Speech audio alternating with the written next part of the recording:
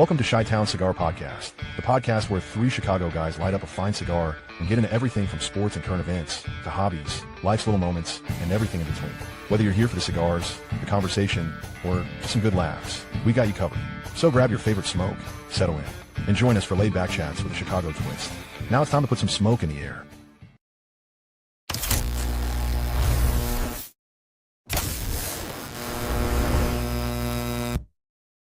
It's Tuesday night in the Windy City, and that means another episode of ChiTown Cigars.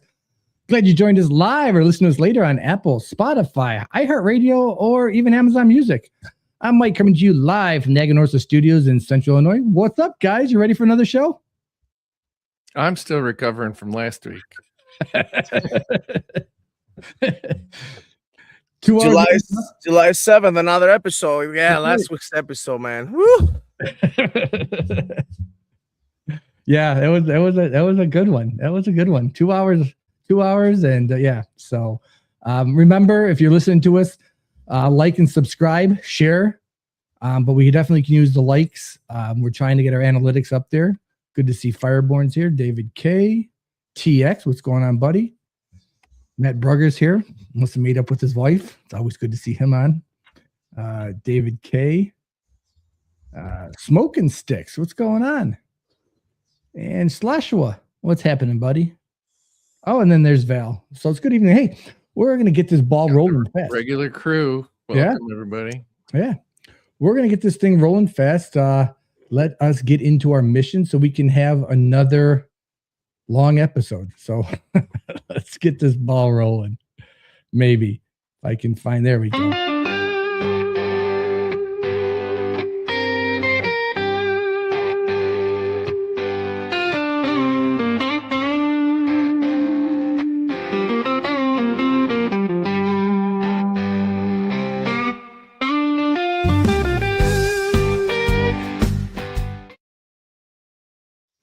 So before he was racking up windshield miles in his bright yellow Zino truck, our guest was building one of the cigar community's favorite YouTube channels, The Republic of Debauchery. Somewhere along the way, he managed to turn talking about cigars on YouTube into an actual career, proving to us and to our wives that what they said was wrong. Cigars would never amount to anything. These days, Law has traded his YouTube studio for the highways, cigar shops, and events across the country, first becoming the face of Zino on the road and now represent the bold attitude of Camacho, all the while proudly carrying the Davidoff banner. Tonight, we're going to find out what it's really like to living out of a suitcase, whenever, yeah, good gosh, whether he gets tired of answering the same cigar questions, and if he secretly misses driving the giant yellow truck. So grab your favorite cigar, settle in, and help us welcome our friend of the show, Mr. Ream. What is up, gentlemen? Thank you for having me, and I want to address the elephant in the room real quick, and I'm not talking about his size. I'm talking about Steve Sockeye will not be as verbally abusive as he is, although I will say some off-the-wall shit. But you're safe with me. I'm not going to attack. Your intro is fantastic. Hey, we'd like to give credit where credit's due. So, but yeah, it's great to have you here. And just for everybody that's watching, we're going to do another giveaway tonight. We have got the Camacho Paleo Lighter. We've got two of these bad dogs. So if you're watching and listening, comment and we will enter you into the contest. And we'll talk about later about one of the controversies we had with last week's contest. I don't know how to work this out, but we'll figure it out. It's rigged. It's not rigged, but I think somebody's I don't know, screwing around. But last week was a lot of people to keep track. That's what I gotta say. It was awesome. I didn't even know there was a controversy. I didn't mention it either. I didn't mention it to anybody until just got another email. So I've gotten 3 emails, all claiming to be the winner from 3 different email addresses. Really? Hold on, what's your email address? I'm gonna type that in right now. That's the mistake we made, is we put it up on the screen, and if somebody went back later and listened to this, they were able to pull our email. Not that it's giving our email address out, but now they're like, I'm that person, So the one came from some weird name, and so yeah. So we'll talk about that. But I got to talk about this, and I'm sorry to hijack this right away because we got to talk about what we're smoking first. Oh, that's right. Yeah, I'm sorry. Go ahead, Marty. Marty, what are you smoking? I am smoking the Camacho Nicaraguan barrel aged in rum barrels. Oh, Very Fantastic cigar. I wish we still made that. mm-hmm. I'm What are you smoking, Teddy? I don't know what year is this. Is the Diploma Camacho? And just in case I finish this, I got one of my favorite too. I got the Ecuador too. But yeah, I don't remember what year is this. I have it for a long time in my humidor. Liam, I don't know if you remember the year for this one. We did several diplomas. You're probably looking somewhere between 2012 and 2016. Yeah, I think this is 2016. I got it for one of our ChiTown crew members from Dojo. Give it to me, Andy. So I still have it, and yeah, it's delicious. Not anymore. This last one. I mean, if there's time to smoke it, it's now. I was perplexed with what to smoke, but I decided to fire up the Camacho 5280, and this is compliments of one of our listeners.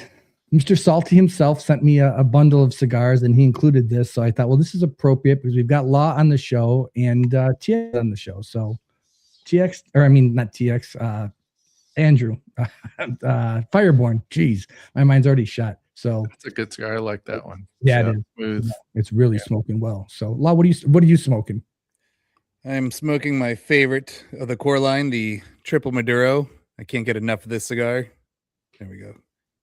Yeah, that is a great cigar. That one intimidates me. So yes, where's the Triple Maduro? The outside, the binder, and then in the filler is all Maduro too, or yep. So it's a Cinco Maduro. It's got 5 different leaves in it, and they're all Maduro.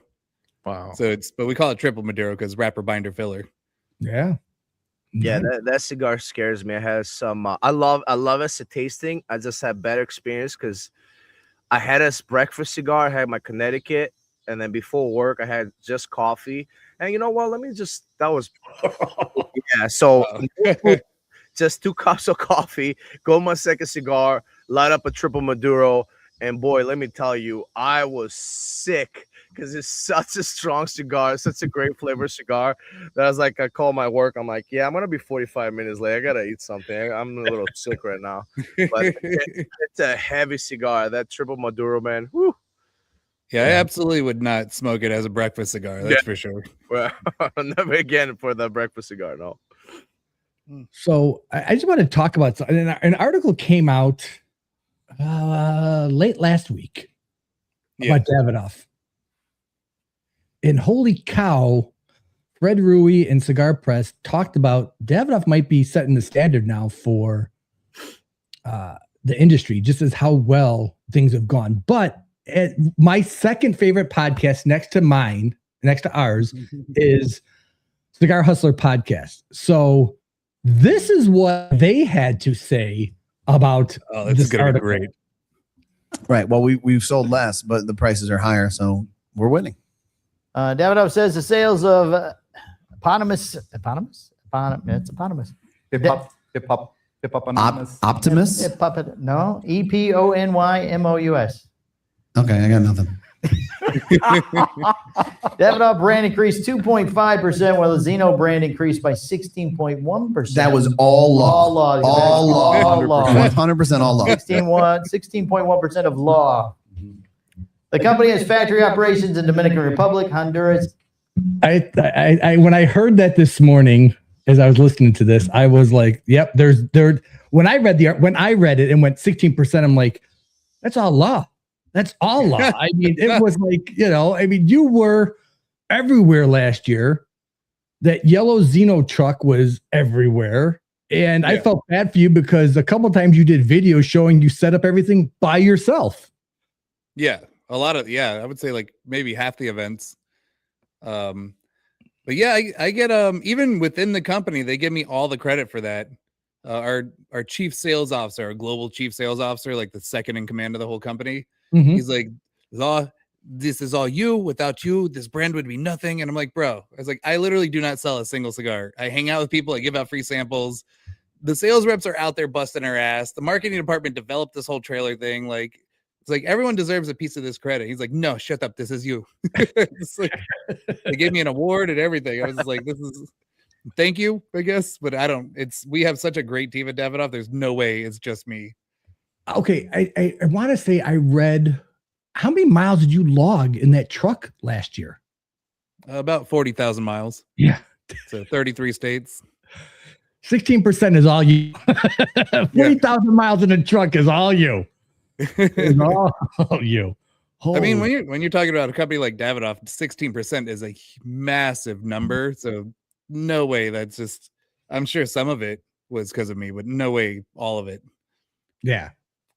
Well, I mean, I came in to know Zino a couple years ago, and I got it sounds cheesy, but it's a Z. The ashtray is a Z. What's you know, my last name is Zakovic, so it's like, hey, I've got to have that ashtray. And then I started smoking them, and I really enjoyed them. I mean, they're but then it was sort of like they didn't disappear, but nobody really talked about them until last year. And all of a sudden, last year they made this rebirth again. So it was like it was great to be able to see Davidoff give you the oomph to go, okay, here, we're gonna get you a yellow truck.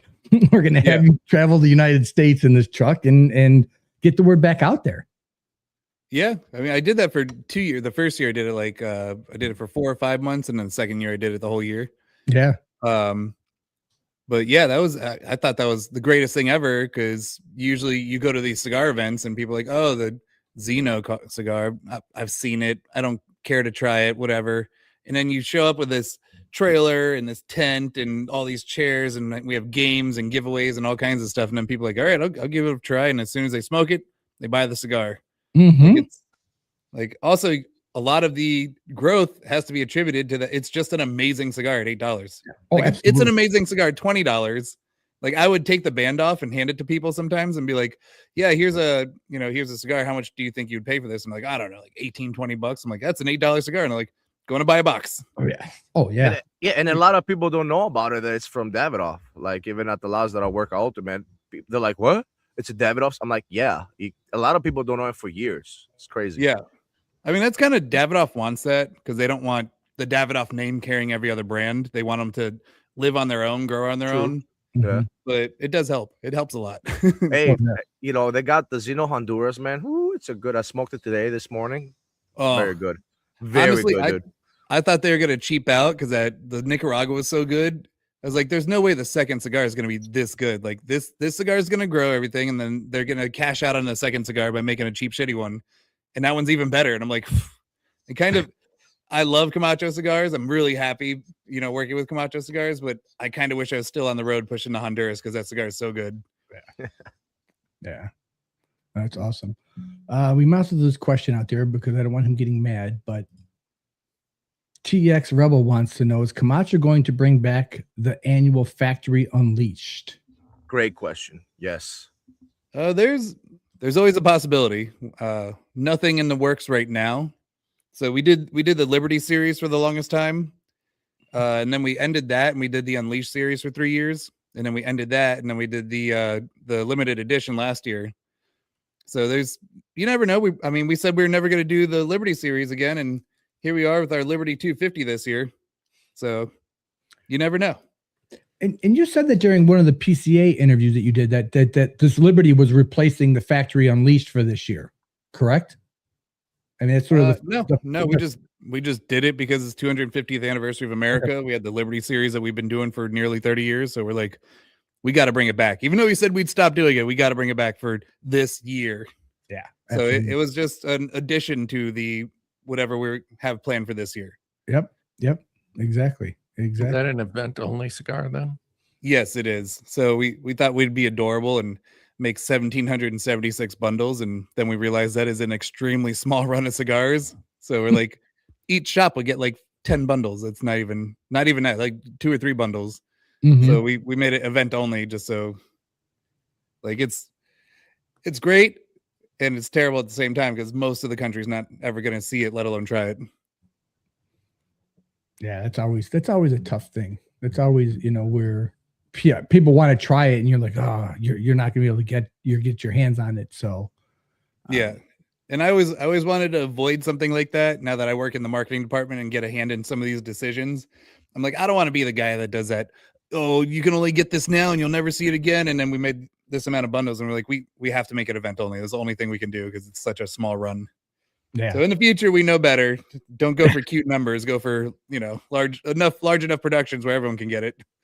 And that's one of the questions I asked Steve last week about limited releases, because I understand it's a chance for the brand to shine, and that's what Steve talked about, something unique. But at the same point, I look at it and go, man, it just makes it so difficult for everybody to get it. When you're doing 300 bundles, it's like, well, if it's a great cigar, you just shortchange the market to where everybody doesn't have a chance to experience it. So I understand where brands come from, that idea that, okay, we have something special we want to put out there, but at the same point, for us cigar nerds, everybody wants to try it. So how do we all get to try it? If you only made 1,700 bundles, somebody's gonna get shortchanged. Yeah, and it's a double-edged sword, right? Because like a lot of boutique cigar companies, they can work with like very rare tobaccos because they just didn't grow a lot, so they can make a cigar because they're like, oh, we only make 100,000 cigars a year, or 50,000 cigars a year, so we can use this. But a brand like Camacho that's international, you have to plan to make like 1 million plus of that cigar every year. So we would never be able to use these tobaccos otherwise. So it has to be an LE no matter what. Yep. But unfortunately, the nice edge of that blade was that it was such a small run. We had these tobaccos sitting in the back of the warehouse for over a decade, and we're like, we're never going to do something small enough to where we can use these. And then we finally did it. And our master blender was like, she was so excited to jump on it and be like, oh yeah, we're finally going to break open these bundles, these these bales, and make something out of these. And it's a very interesting cigar. I've never tasted anything like it. It's got a smoke quality flavor to it. Like if you told me a cigar is like, oh, it tastes like smoke, I'd be like, sounds like a shit cigar to me. But it actually tastes like you're like smoking meats on a Sunday afternoon drinking a beer. Like it has that smoked meat flavor to it. Wow. Yeah.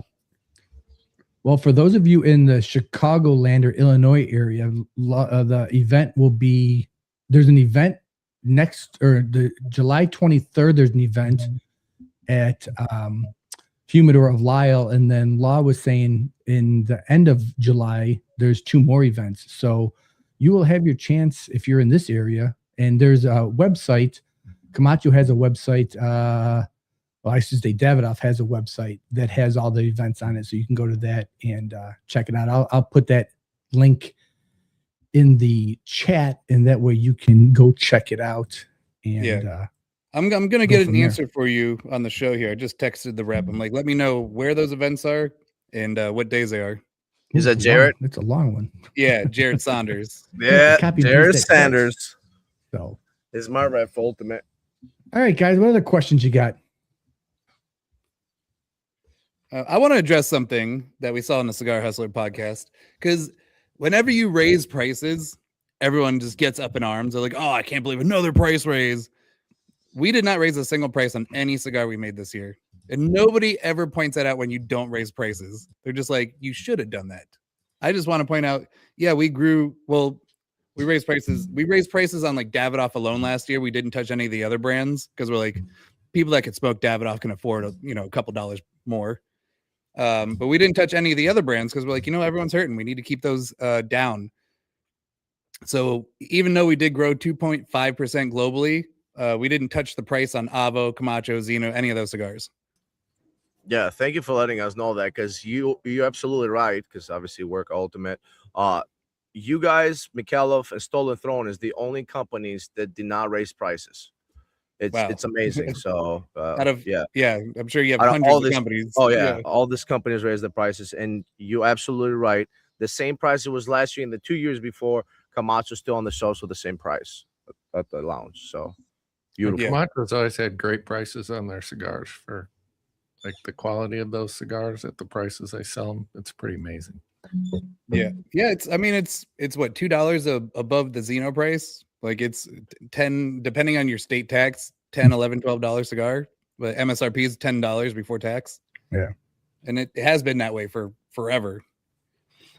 And as I still say that's I was saying last week, the sweet spot I thought was between $15 and $20.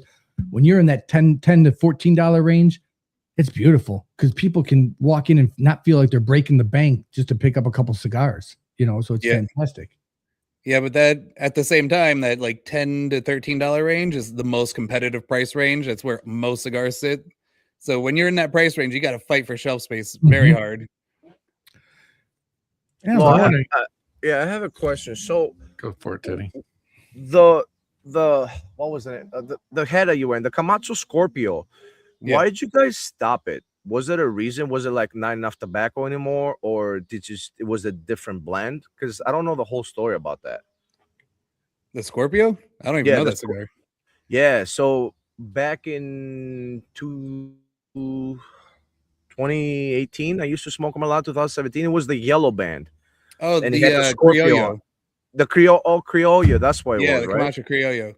Yeah, So- that sometimes like a certain seed just decides it's not gonna grow anymore, or it becomes susceptible to like the molded area, or just doesn't like the soil or the weather anymore. Like you never know what tobacco is gonna do. And a lot of people don't give master blenders, like blending a cigar is easy. We can all go to a factory tomorrow, smoke a bunch of leaves, be like, that tastes delicious, put it together and make a great cigar. Keeping that cigar consistent over like 10, 15 years when the tobacco slightly changes every year and you're modifying the blend every year, like that's the real credit that master blenders should get, is keeping a blend consistent for 10, 15 years, 20 years. That's the hard thing. Yeah, Criollo was one of my favorites back in the day. I used to smoke them. I used to just get them a lot from Cigar Beat and Cigar International all the time. So that was my jam back in the day. Slasher Yeah, says, good. We got these sampler packs I usually travel with, and they still have the Criollo in there. And it's like 8 years old at this point. So I give it to people and they're like, this cigar is mind blowing. I'm like, well, if it was brand new, it wouldn't be this good, but it's still pretty good. Yeah, it's a really good cigar. And you just mentioned the sampler pack, and Slashua says that's how he got hooked on Camacho, was through a sampler pack last year.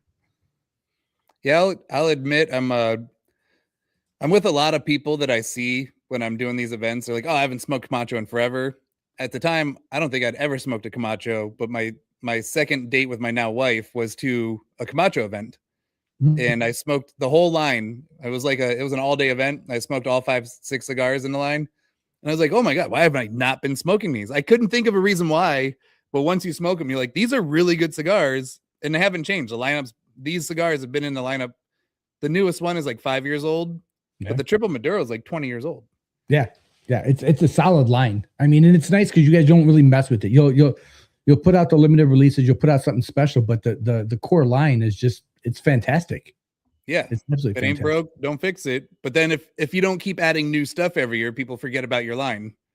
So it's good to do these events. So you give out some samples, or you have an incentive to buy, and people try it and they're like, oh yeah, I forgot these are good cigars.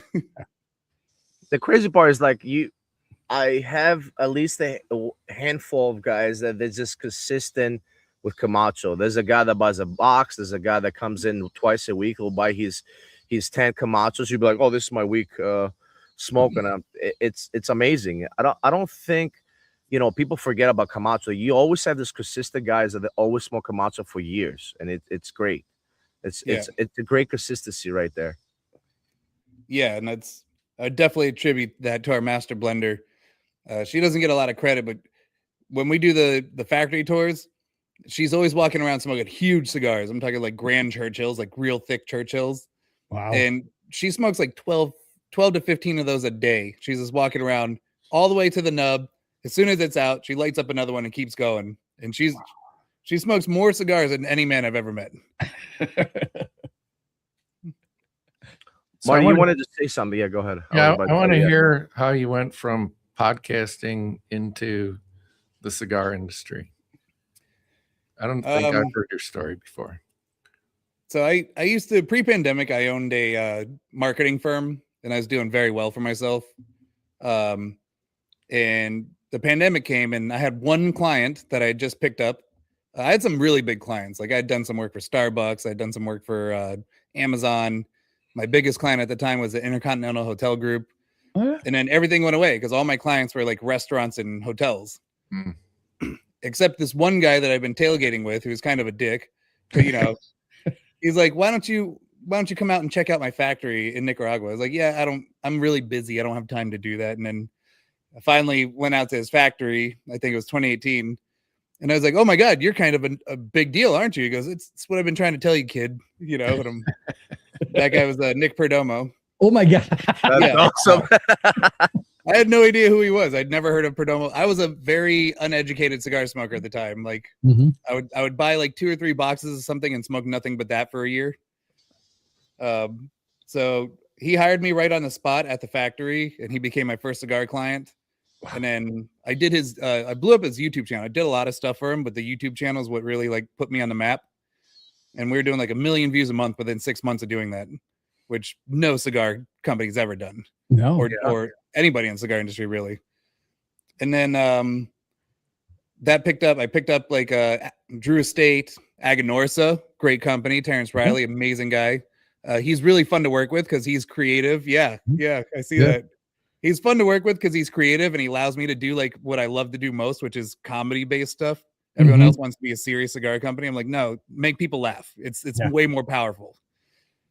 And then one of the guys left Drew Estate and he went to Davidoff, and this job popped up, and he's like, I got the perfect guy for this. Like, he's really good with social media. He's really good with he's a really good personality. He's good with people. I think we should hire him. And he called, and I was like, well, you know how much I was charging you guys when I was at Drew, doing work for Drew Estate. And he goes, yeah, I know you're making a lot of money. I was like, so make me a decent offer. I was like, I need like this much money. And they just laughed at me, and they're like, this is Davidoff, bro. We'll give you this much money. We don't even like, wow.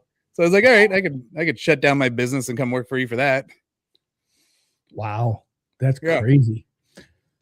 So and you went right into the yellow truck, or was there like instant, like 2 weeks into the job? I laugh. didn't even know how to log into my email yet, and they flew me out to Denver to pick up the van and trailer and drive it back to Florida to fill it up and then get right on the road. Wow. Yeah, it was very last minute. Hello, welcome. Here's a yellow truck. Have a good time. Make them laugh. Yeah. Make them Nobody, laugh. like half the company didn't even know I worked there. I was like, I completed my first like 8 or 9 months, and then I showed up to the Christmas party. Everyone's like, who are you? Nice. Well, let me ask you this then, because Perdomo just launched their podcast. Yeah, I noticed that. Have they reached out to you? Has Nick reached out to you saying, hey, can you give me some tips? No, I mean, I know they've gone through a few people since I stopped working with them. But whoever this new guy is, this current guy, like, I think it was a brilliant idea, is just because they're doing everything right. That guy's got to be working his ass off because they're filming the podcast and then they're uploading a ton of clips to Instagram. Like, they're doing everything the right way. But no, they did reach out to me to I did the 30th anniversaries of the last cigar I shot for them. Oh yeah. And then once the Legacy came out, they reached out to me. I was like, hey guys, I really appreciate it, but I work for Davidoff now. I can't be taking a paycheck from a competitor. Yeah. So, yeah. Yep. Yeah. It's funny how Perdomo and then Cigar Aficionado both launched podcasts in the last 4 months, I think it's been. So it's been interesting to see how how brands are jumping into this.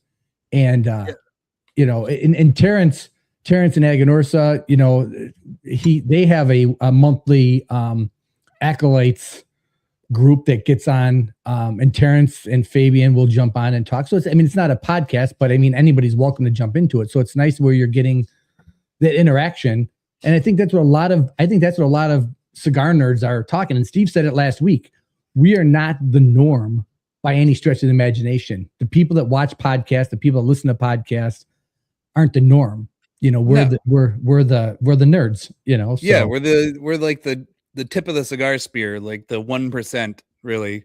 Your average, what makes up the vast majority of cigar sales are people that smoke 1 to 2 a week, maybe 1 a week. And that's how I was. My first 15 years of smoking, I was smoking like 2 or 3 on the weekends, and that was it.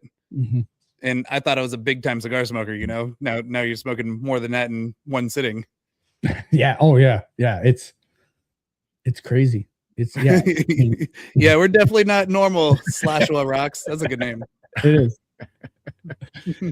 No, the more you interview people and the more you start hearing, you're like, yeah, we're just not, and I think your average cigar when I went on that first Perdomo tour, I remember watching a guy like lighting a cigar, and these are all retailers, right? And watching this guy light a cigar, and I'm like, oh, he's doing it different than me. he owns a cigar shop. He knows what he's doing. And I started lighting it that way. And then Nick looked over to me and he goes, "Oh, you want me to teach you how to light a cigar properly?" It's like, no, I just started doing it because I could do it right. But I just started doing it because I thought he knew more than me. And like even cigar shop owners don't know that much about cigars. No, a lot of, and Teddy knows this, a lot of cigar shop owners are just hobbyists. They're just like, oh, hey, I can do this and I have a place to hang out and smoke cigars every once in a while. And they know nothing about the business. I mean, it's rare to get a Dave Garofalo or an Abe DeBabna, even Johnny Smokes, John Ream. Yeah. Those guys are the guys that own the cigar lounges that they know what the heck they're doing. I mean, Mike Stepankevich and his brother, okay, they own it. They own a lounge, but they also own a brand, but they know what they're doing when it comes to lounges.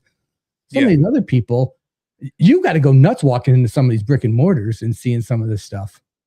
Oh, I knew it when I first got into doing the YouTube stuff. Because if you watch my interviews at PCA, I start mocking all the cigar companies because people can't even pronounce their names right, and they smoke those cigars exclusively. They're like, I'm like, oh, I'm here with the president of Olivier Cigars, or, I'm here with the, this rep from Davidoff, which is Davidoff, or what are the other ones? Predomo, Avo Cigars. They call it Avo or AVO cigars. Mm-hmm. Like this. And these are like people that smoke boxes of these things, don't even know how to read the name, let alone how they're made or anything to do with the cigar manufacturing process or, all these rock stars in the industry. It's crazy. We are definitely the geeks, the nerds that luckily bring these people in and inform them and get them more interested in the lifestyle. Oh, yeah. And when you throw the Spanish pronunciation on top of it on some of that stuff, it really trips some people up. Hey, listen, I'll be the first to admit I will butcher any Spanish word in the language. I can do it and do it proudly. So, so I want to hear, like, you got to have some crazy stories just from the traveling around with this trailer, like breakdowns or I've been ran off the road by multiple 18-wheelers, so bad that the Zino product manager, which was my boss at the time, Tom, we were on the highway. This 18-wheeler runs me off the road. I pull into the median, I slow down, I let him pass, I get back on, don't even blink, and he goes, "How often does this happen to you?" I was like, "A lot more at night, but during the day is kind of rare." I had multiple hotel fires. I had 3 different hotel fires, sleeping in the hotel, and they caught fire. Wow. So, when I think over the 2 years I did it, I'd slept in 210 hotels. So you're bound to catch something, but one hotel had 2 fires in one night. So it was a brand spanking new hotel, beautiful, gorgeous hotel in Germantown, right outside of Memphis, Tennessee. Mm-hmm. Yeah. And I had been on the road for less than a month. And I'm in this hotel, fire alarm goes off. They're like, everyone evacuate. I'm like, oh, it's new hotel. The alarm system's probably just like figuring it out. So I go across the street, have a great meal. I come back, everything's fine. Fire department showed up. They left. Nothing happened. No hoses, or anything. Mm-hmm. I go to sleep. 3 hours later, alarm goes off again. I'm like, oh, they probably still haven't figured it out. So in the morning, I was talking to the person at the desk. I was like, oh, you guys, your alarm system is just like out of whack, right? And they're like, no, we had 2 hotel rooms catch fire last night. I was like, excuse me? And they're like, yeah, it's because it's one of the ones with the kitchenettes. So people are like, yeah, two different people at 2 different times fell asleep with their stove on. Wow. And then you can go on my Instagram page and see the big hotel fire. I woke up and there's literally like they were doing a renovation and they had a dumpster outside my window. I woke up and my room was filled with smoke. And I look out the window and there's literally a dumpster fire outside the window. And I see like there's like 8 trucks there and they're all trying to, because it's all cardboard, it won't go out. Like it just keeps relighting and relighting and relighting. So yeah, wow. That's just the tip of the iceberg. Was there at some point you went, what am I doing? Why am I doing this? I'm getting run off the road and in hotel fires. No, not a single second. I'm like so blessed to have this job. I get paid to smoke cigars. I get paid well to smoke cigars. I get to hang out with my favorite people, which are cigar lounge people. I will say online cigar smokers, they're like most online people. They can be assholes. Yeah. Like just, basement dwellers, like just trolls. I've never seen a single argument, let alone a fight in a cigar lounge. Those are the best people in the world. Yeah. Yeah. I was at a lounge last Thursday, and just a phenomenal time. Just guys from every walk of life. And we all know that. I mean, that's what you get in the cigar lounge. But it was just, we had some deep conversations, and it was just like, you know, you didn't worry about anything else. It was just talking. So it's just fantastic. Yeah. I got during the pandemic, I was hanging out with this guy, and he's like giving me financial advice. He's like, yeah, I ran the math on the 2008 financial crisis. And he goes, and if I just like bought in all the way down on the dip and then all the way up on the dip, he's like, I would have made this much more money. He goes, so, you know, during the pandemic, he's like, I'm just going to buy all the way down and buy all the way up. And that's the best way to do it. I was like, yeah, everyone's got financial advice. I was like, what do you do that makes you qualified to give me financial advice? And he's like, I own a bank. I was like, okay. He's like, yeah, I'm a billionaire. I own a bank. I was like, I'll take that advice. I'll take that. So I did that, and I actually made a lot of money during the pandemic. There's a great story that Chief tells, and you can ask him about this on Thursday. Just so everybody knows, I'm plugging Chief Talks Thursday. If you don't get enough of Ream tonight, he'll be on Chief Talks Thursday night on YouTube. But Chief talks about a time that he was at a lounge, and he's talking to this guy, and just they're jabbering back and forth. And the guy gets up and walks away, and everybody walks over, and they go, hey, who are you? And he goes, I'm nobody. Why? They go, well, how you were talking to that guy? And he's like, yeah, so what? He goes, do you know who he is? He was like, no. He goes, that's the owner of the Orlando Magic. And yeah. He was like, oh, all right. You know, it's like, okay, big deal. You know, we were talking about cigars. It's this, you know, Steve said It's a little weed that we all just enjoy smoking, and it drops everybody's guard. So, yeah. And when you meet people like that everyone knows, oh, you own the Orlando Magic, or you're a movie star, you're this, the last thing they want to talk about is what they do for a living, you know? So when you talk to them about something else that's their hobby, they love to geek out about that. They never get that opportunity. Yeah, exactly. You hardly ever hear people talking about their job at a cigar lounge. At least that's my experience. Like, like they're not there to talk about that. Well, I am. I'm literally paid to be there. Well, yeah, you. Other than me, yeah, I would say. Yeah. You're the exception to the rule. Reps are the exception to the rule. So, yep. Yeah. But I had with my marketing firm, I had like a celebrity wedding studio. Like I would shoot celebrity weddings or rich and famous people's weddings, and everyone's always like, "Oh, this." I did a rapper's wedding, and he had a Genuine was his like special guest singer. Mm-hmm. And everyone's like, oh, I love this song, and you did this song at this time, and you did this song at this time. And I walked up and I was like, hey man, I see you have Goku on your socks. Are you a big fan of anime? He's like, and he's shut everyone else out, and he's like, let's go to this corner and talk about anime. I was like, yes. Yeah. Like, that's yeah. So did you get invited to the big wedding then this past weekend? No. Was that this weekend? That happened already? It happened already. Thank God. So now we can. Thank God there was so much going on that it was easy to ignore. Yeah. So, Fireborn has a question, and I don't know. We'll throw it out there. He wants to know, what does it take to get into PCA as media rep? There were many comments I've seen about how there were so many media that seemed clueless. Yes, and also no. So it's, if you have like a halfway decent follow, it used to be you had to pay to get in even as media. And then it was, well, actually during IPCPR before PCA, you had to know a cigar manufacturer to get a badge, and you would be their media person, unless you were one of the big dogs like Cigar Dojo or Half Wheel. And then they're like, we're not getting enough media attention. Let's open it up. So then you could pay for a media badge. And that's when a lot of the amateurs were in. Like you had people that they had, 100 subscribers on YouTube that were getting in.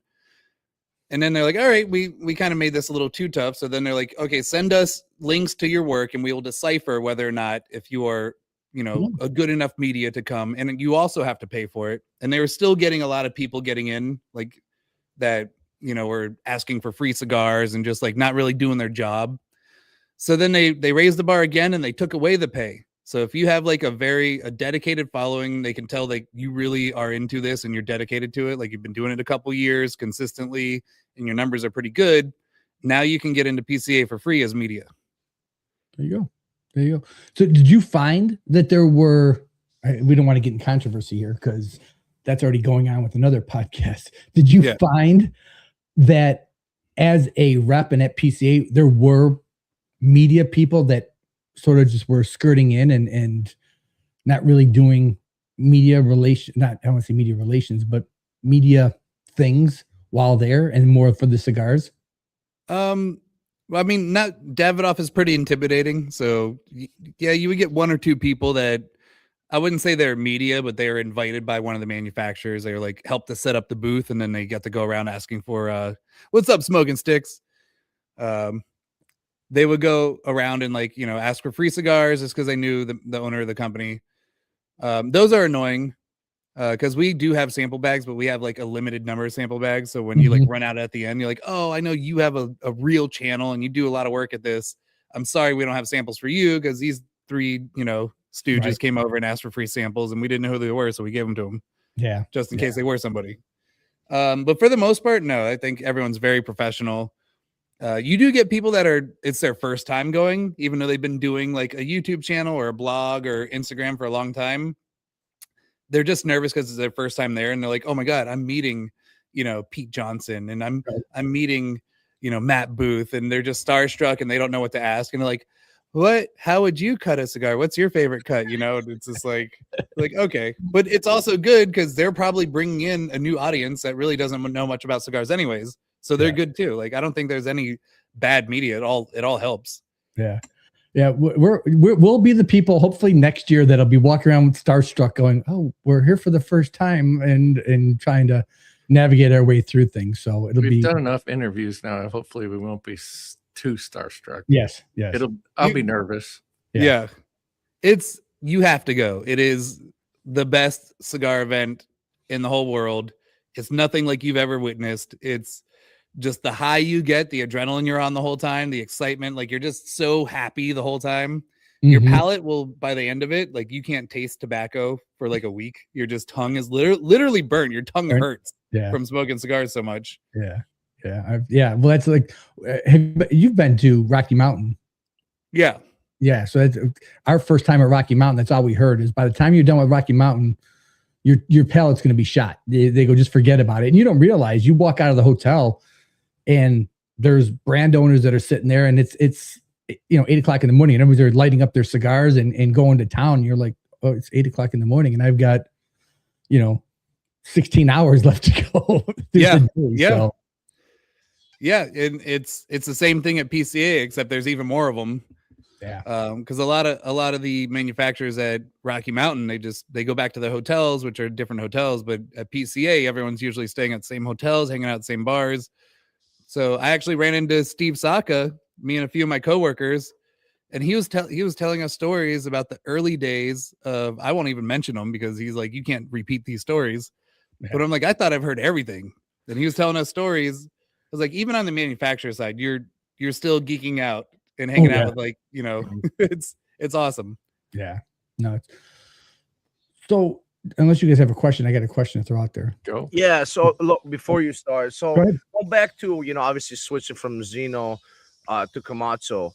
So how do you mentally switch gears? So how do you just like, okay, I was with Zino, now I'm with Camacho. Is it like, I know it's all together, obviously, right? But like, how do you switch? How did you do it mentally? I mean, for me, the mental switch was very easy. Okay. Zino was more of a challenge for me because I had to tone myself down. Zino's it's for newer smokers. It's geared towards Gen Z smokers just getting into cigars. And I was, so I had to like be calmer, a little bit more educational. Like, hey guys, welcome to cigars. Try this. It's a nice light cigar. Moving over to Camacho is very easy because I'm former special operations. I'm used to dealing with alpha males. I got into the brand. I'm like, oh, I can be full me. I can unleash the beast. I'm wearing don't have to wear yellow anymore. Full body, let's go full. Yeah. Wearing sleeveless shirts, wearing all black scorpions. Like it's great. I love it. Like the transition was easy. Also, I went from smoking one blend for 2 years. And now I have a whole line of cigars I get to try. That's great. And now I get to fly too. So I'm not exhausted and drained by the time I get to my next event. And you don't have to drive with a yellow truck. Yeah. Awesome. We have a joke. Everyone's like, the other ambassadors are like executive platinum with American Airlines and stuff. I was like, yeah, well, I'm Inner Circle or Sapphire with Circle K. Like, That's great. That is great. Well, I mean, obviously, moving you into Camacho was just, I mean, Camacho's all about being bold, about being loud. I mean, that's sort of law Ream. I mean, you're not a very quiet spoken, back of the room type of a guy. You're out there. And so, I mean, that had a really, like you said, it sort of was like, oh, this is perfect. I can sort of be myself now and be out there. Yeah. I had to filter myself with Zino. I should still filter myself with Camacho, but like, for example, my last event was in North Carolina at a place called Havana Phil's. Really, really awesome cigar shop, but they have a very well-to-do clientele. I mean, they've got some very powerful clientele, and we had a sold-out event. We had 30 people there. Everyone wanted to talk over me while I'm doing this pairing, and so I just I jumped up. I was like, "Hey, you over there, you're not tasting the beef jerky right now. Put my meat in your mouth and tell me what you think." And the whole room just erupted. And I really had to out alpha some of these guys that are worth, tens of millions of dollars. Hey, the same from Camacho's live loud. So, hey, certainly did that. Yeah, he did. I have to remember sometimes it's also Davidoff, so I went and apologized. I was like, "So sorry, is this part of the deal? I have to pick on someone," which is not true at all. I don't. So now Jack Heyer famously has like a scorpion tattoo on his back or something. Do you guys know about this? Mike, Teddy, you heard about this? Oh yeah. No. Yeah. Oh yeah. Yes. Oh, this is amazing. So Jack Heyer, my boss now, he's in charge of all things Camacho United States. He used to be the brand ambassador. Right. Yeah. But before that, he was with Cigar Dojo, and they got to do a Camp Camacho tour. And back then we had a on-site tattoo artist where you can get a free tattoo at any time of day, even at 3 a.m. when everyone's 19 sheets to the wind. I don't want to say 3 sheets to the wind. Shouldn't be getting a tattoo. Yeah. So he wakes up in the morning. He's like, "Oh, why does my back hurt so much?" And they're like, "You don't remember?" And they're like, "Remember what?" And they're like, "You got the scorpion tattooed on you." He goes, "Oh, where? That sounds awesome." And they go, "You thought it'd be funny to get a tramp stamp of a scorpion." So I did not know that. That's awesome. He's got this scorpion on his lower back. That's awesome. Oh, yeah, I've heard that story, and I'm thinking that's just one of those things you just can't change. You're sort of stuck with that. I mean, it's like, honey, and he didn't work with Camacho for another 4 or 5 years after that. So he was like, "Guys, I kind of need this job. I see it's available. I need this job. I really need to justify this tattoo." Let me show you my dedication. It's like showing the Davidoff guys. You'd be like, "Oh no, really? Yeah, really." And Davidoff it's even all the brands underneath Davidoff. It's a very protected company, so you have to interview with the C-suite executives. The chief marketing officer, chief sales officer. So I just imagine him just pulling his shirt up and be like, look what I got, to the Swiss. Yeah, Fireborn says it perfectly. One time at Camacho camp. Exactly. We really do not talk about what happens at Camp Camacho because there's some things that should not happen. Whatever happens at Camacho camp, it stays at Camacho camp. Yeah. You guys are still doing Camacho camp, right? You guys still? We just did our first year. We got banned from doing it because we partied too hard. So 2024 they did one and they got in trouble. So they just partied too hard. And then 2025 we're like, all right, let's revamp. Let's actually set some rules in place. Mm-hmm. And the Swiss are like, we're not doing this anymore. And we're like, no, we'll tone it down. Just let us keep doing it. People love it. So we did 4 tours this year for the first time in 2 years. Oh, wow. Oh, that's awesome. Yeah. That's awesome. Yeah. I've heard great things about that. I know Eric and the guys from Dojo talk about it a lot, and how great of an experience it is. So yeah. How do you get to go to one of those? It's probably the most exclusive factory tour out there, even compared to the Davidoff Viaje tour. Way more people get to go to that. The Camp Camacho is 50 people max. And usually it's, one of our best retailers, one of our new growing accounts, like an international account, and usually like one of the big guys like Cigars International or JR or something like that. So, a lot of you got to protect the brick and mortar with, the guys that keep the lights on, you got to make them happy too. Yep. All right, let's take a quick break here. Let's do some word from our sponsors, and we'll come back with some more with Ream. Step into luxury at Ultimate Cigar Lounge, where passion meets perfection. Discover a world of premium cigars, hand-selected from the finest tobacco regions. From bold beginners to seasoned aficionados, our curated collection delights every palate. Grab a cigar from our amazing selection, pair it with freshly brewed coffee or fine spirits, and sit back and relax in an atmosphere of elegance and warmth. Ultimate Cigar Lounge, your haven for unforgettable moments. Visit us today and ignite your senses. Ultimate Cigar Lounge, located in Villa Park, Illinois. Looking for the ultimate eyewear experience in Chicagoland? Discover Eyewear Fix, your premier eyewear store for over 28 years. From sunglasses to sports glasses to safety gear, we've got it all at every price point. Bring your prescription, and we'll handle the rest. Our appointment-only office offers a private, concierge-style experience tailored to your busy schedule. Call or text Chris at 630-853-4167 to book your visit and see why Eyewear Fix surpasses expectations. Eyewear Fix, where style meets precision. Get your fix today.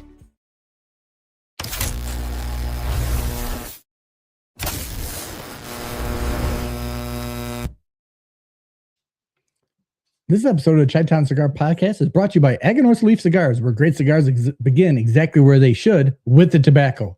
Grown from authentic Cuban seed on Aganorsa's own farms in Nicaragua, these cigars are built in flavor, balance, and craftsmanship. No gimmicks, no shortcuts. From the first light to the final draw, you taste the difference when the leaf comes first. Aganorsa Leaf Cigars. The leaf is our strength. All right. And we are back with everybody, hopefully. There we go. Oh, look at that. Holy cow. I'm glad you can't see my little muscle. Actually, my muscles are so down right now because I have a pinched nerve I developed working out at one of these shitty hotel gyms. So I haven't been in the gym in like a month, and I've lost 10 pounds. I'd like to lose 10 pounds. My working out just seems like it doesn't go anywhere. So Not that way. That sounds painful. yeah, no, exactly. Yeah, it is one of the most incredibly painful things I've ever experienced in my life. But the show has to go on. Yeah. They just keep pushing you and pushing you. So, what's coming up with? We know the Liberty 250s out there. Anything else exciting coming up for Camacho, or are we just sort of maintaining the status quo? So at Davidoff, the policy is you cannot talk about anything until the PR releases come out, which the PR release usually it's like a couple days before the cigar comes out. Mm-hmm. So I can't say what it is or when it is, but I can say there is going to be something coming out later this year for Camacho. Nice. Yes. That's exciting. That's always good. And it will be in a lot more shops than a 250. Awesome. Can't wait for that. I'm excited for it. I haven't even smoked. I've smoked one of them. That's it. Yeah. Davidoff had their big release this year. Was it the Puro Nicaragua? Is that it? Puro Dominicano. Puro Dominicano, yeah. So we at the company as a whole, we haven't released a new blend, a new core line cigar in over 5 years. And this year we launched 3. The Puro Dominicano with Davidoff, the Avo Expresivo, and the Zino Honduras. So it's been a huge year for Davidoff. Like we just don't do a lot of new core lines because we like to stick to something, make sure something really works, and then stick to it. It helps the cigar shops out a lot because if you're coming out with new cigars every other day, yes, Teddy. I got a story about the Ecuador that's fascinating. That's my favorite, dude. It's one of the best sellers from Camacho at the Ultimate. I love it. You're probably gonna love this story then. Yes. Go for it. Go for I it. will just jump into that. So I started my tour about a month ago in San Francisco in the northwest. So we were in this shop that has like a bunch of old heads, and these guys all have Cuban cigars in their humidors. Like this shop just had like, I didn't even see them buying cigars. They just all had Cubans. And I was like, hey, let's do a blind tasting. Like I'm going to tell you about all the Camacho line, and then I'll blindfold you, and you have to guess which Camacho you're smoking.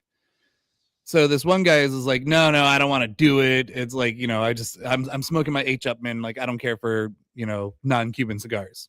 I was like, dude, just do it. You get a free cigar out of it. If you don't like it, just throw it in the trash. I don't care. It's not going to offend me.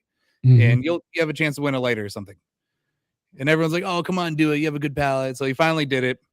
So we blindfolded him. We put a cigar in his mouth.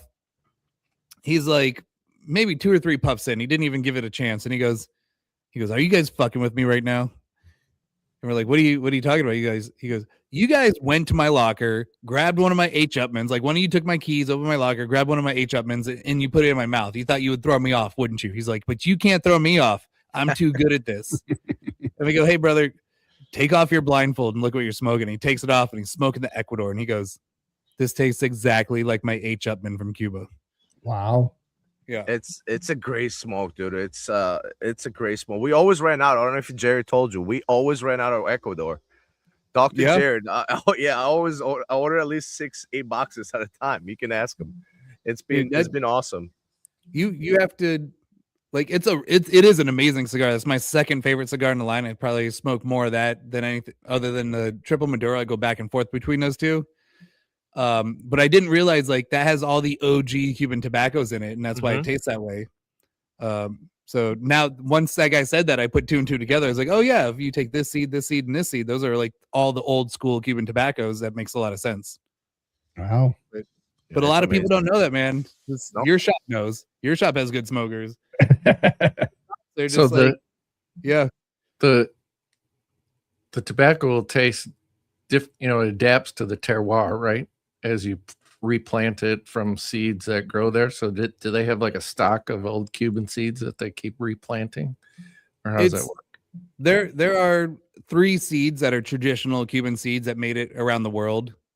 And those are Habano 2000, Criollo 98, and Corojo 99. Those are the 3 OG Cuban tobaccos that just have stayed around forever.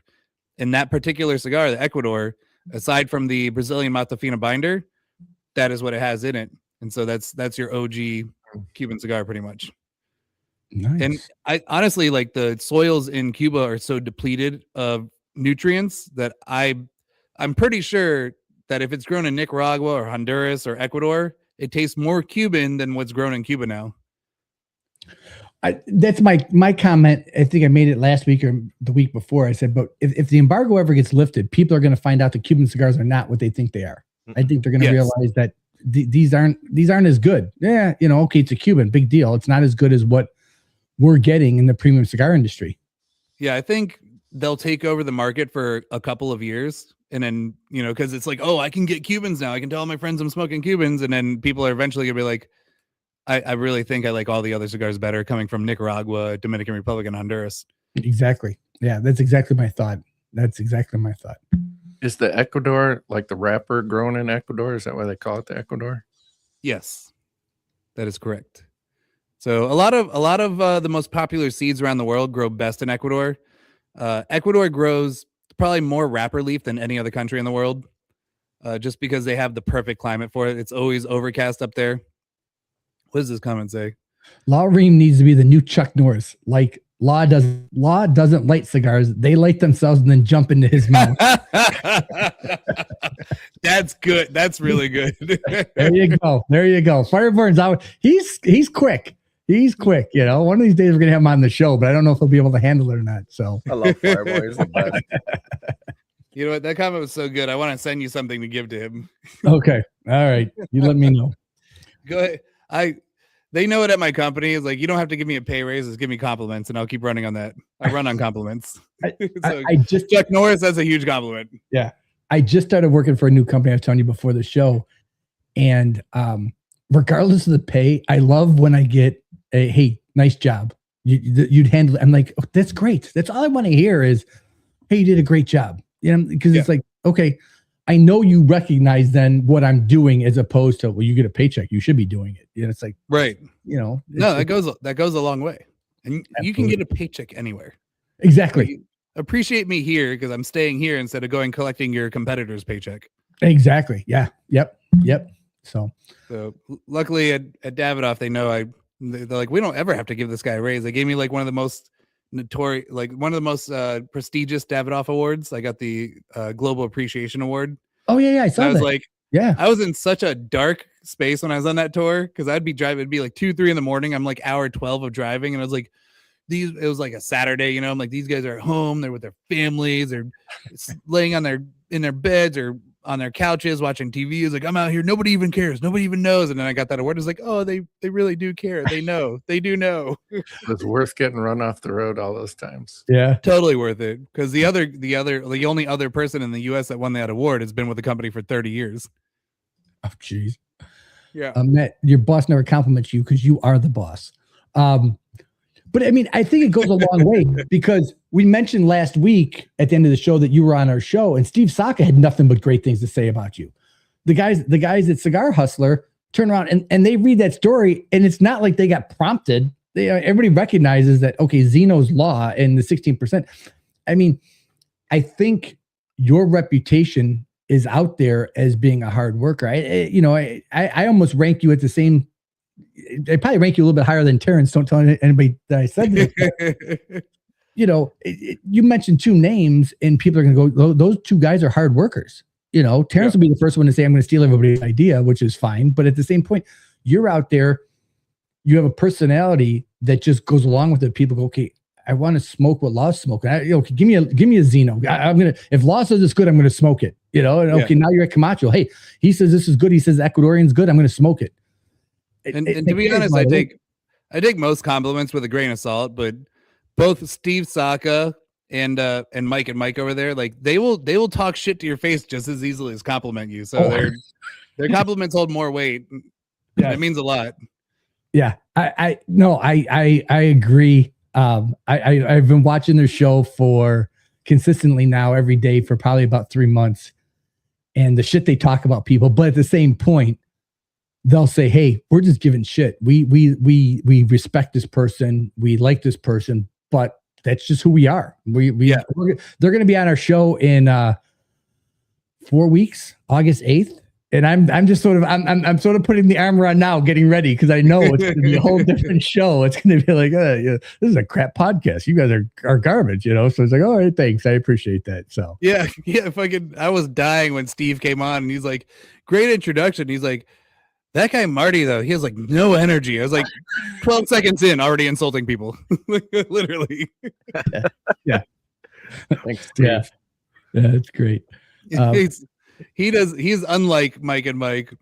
Yeah, he's unlike Cigar Hustlers. Like he won't have to like recall like an insult. He'll just leave it there. He's like, here's my insult because I mean it. This is the truth. Yep. I wish Steve a happy birthday one time at Great Rocky Mountain Cigar Festival. He said, F you. Yeah.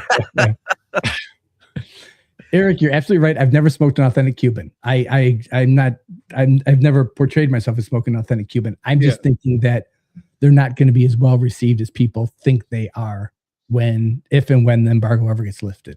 That's my only point. I'm not bashing them. I'm not saying they're bad. I just don't think they're going to be as good as what people think they are when they get a chance. Yeah, they're not leagues ahead of all the other cigars we get to smoke. Exactly. And it's true. Like Cuban cigars it's so hard to find authentic cigars, even at authentic like Habanos SA merchants. Like, those are the only ones that can sell real Cuban cigars. They will still sell fake cigars because they know they can make more margin on that. Yeah. So if they know you're coming in and you're not a regular, they know they can get one on you. Yeah, exactly. So, all right, Teddy, you ready to do some news? Let's do it. Okay. I'm ready. Where am I at here? Here we go.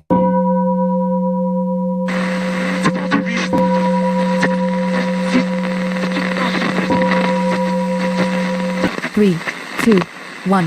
And now, CTCP presents This Week in Cigar News with Teddy the Greek.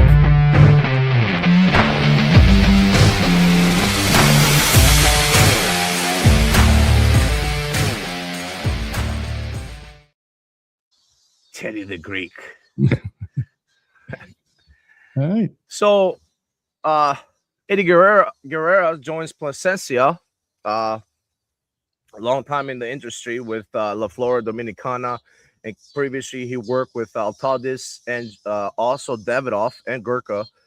So He'll be the new SVP marketing for Plasencia Cigars. So welcome to Plasencia. Yeah, So it's a good. That's my former boss. Yeah, he was my boss when I got the Davidoff. He's a That's great man. It's a great guy. He's a very great man. Guy. That's awesome. Next slide, some sad news that we have. Glenn Wilson, CEO of Drew Estate, passed away at 70 years old. Obviously, some sad news for Drew Estate. He was the company since 2016. Just some sad news here. Dedicated leader, and it was diagnosed with pancreatic cancer and passed away. Really sad news for Drew Estate. So rest in peace. Really, really sad to hear that. Yeah, go ahead. No, you go ahead, Mike. I was gonna say he really had a far reach. I mean, it's amazing to see when his passing was announced, just everybody that he had touched at some point in his career. And it's not that he touched them in a very profound way, because I never met him, but I'm kind of sad I never got to meet him, because all the people that I know that are very stoic, they busted out in tears about it. They really loved him. Yeah, that guy was. I heard, and I watched online videos and stuff like that, and interviews, that he was a great guy, down to earth, and a great guy that just always a great guy's passed away. So. Oh, too young. Yep. Next one. This is for you, Marty. I know you love that. So, My Father Levi U 1922 100 años limited edition returns for 2026. So obviously a tribute for the founder of Jose Pepin Garcia's father. The release is going to be available in two sizes, priced at $14 a stick, limited to 1922 boxes. And I'm excited. I love the Levi U 1922, and I know, Marty, you're excited for this. Yes. Yes. Waiting to get a box. That's a great price too for a limited edition. Great price, $14. That's fantastic. So yeah, that's awesome. That's fantastic. My father's another an everyman cigar. They don't really price gouge too often. No. Awesome. For this one, Roma Craft Tobacco announces the Marinero is launching a new nautical themed Marinero line next month with two distinct 6x60 Gordo blends based on the previous craft Maquete El Marino release, and is priced at $10 a cigar, and it will debut at two selector stores later this year. Yeah. So that's a nod to his experience in the Navy. So another Navy guy that's releasing a cigar that has some dedication to his time. So it's kind of funny. It's kind of funny when I do the news, I think about you, Marty. Then this one is for you, Mike. There's a lot of Navy guys in the cigar industry. Dick Perdomo's Navy. Steve Saka was Navy. I was Navy. A lot of Navy guys. I didn't know you were Navy. I thought. Yeah, I didn't know Skip Martin was Navy. Yeah. So a lot of people from the Navy in the industry. So those Navy guys get to smoke a lot of cigars. My son's in the Navy. That is true. That is My true. son's in the Navy. That's all he talks about is smoking cigars. He called me this weekend, and he goes, "Dad, I got a question for you." I said, "Yeah, what's up?" He goes, "How much would a Cuba cost?" And I go, "What?" He goes, "I just walked into this." He goes, "I walked into 3 different stores in North Carolina, and all 3 of them were going to charge him $20 for a Cuba." I said, "I hope you didn't buy it." He goes, "No, I didn't." I said, "Okay, thank God." And he goes, I told the guy he was nuts. I go, "Yeah." I go, "That's a $14 to $15 cigar at max." And he's like, I knew that ripped me off. So I go, you should have told them you were with the Navy and see what price they gave you. So you should have told me I could get you a box, through Ultimate. If he said I was with the Navy, they probably would have raised the prices. We're like, "Oh, you're never coming back?" We got you. Yeah, exactly. All right. You don't know what anything costs yet. Yeah. You've been on a sub for 6 months. You haven't even seen daylight yet. So what are you talking about? Yeah. So. You don't even know if they're charging for oxygen yet. Oh, they'll start doing it probably soon. Yeah. And then the last one that we have today, obviously, Rocky Patel is joining the 250. Rocky Patel is joining the lineup of manufacturers for the honor of the United States, the 250th anniversary, by releasing a 6x52 Toro. There's not more details on the price. But we'll see Rocky Patel joining the 250 cigar. He said already the cigars are made. So another a beautiful America cigar.